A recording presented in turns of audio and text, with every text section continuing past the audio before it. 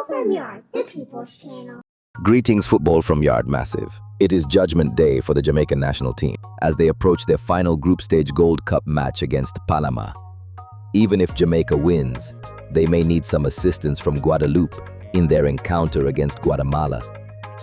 Panama has been the best team in the group thus far, with striker Tomas Rodriguez and his supporting cast looking very dangerous. Panama has a history of giving Jamaica problems, as evidenced by their 6 wins over the past decade. They often apply defensive pressure to Jamaica's flank defenders, expecting a turnover when attempting a pass to midfield or a booted long ball upfield. It is hot and humid in Austin, so that may impact the intensity and duration of Panama's pressure.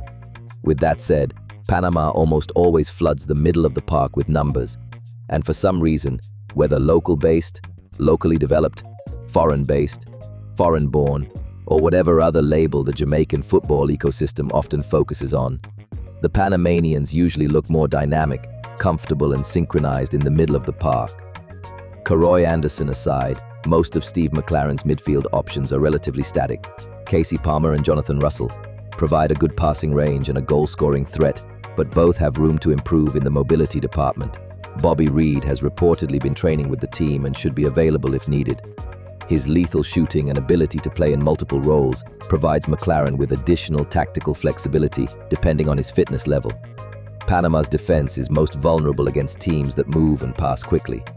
Historically, Jamaica has relied on individual pace in the final third due to the lack of connectivity with the midfield.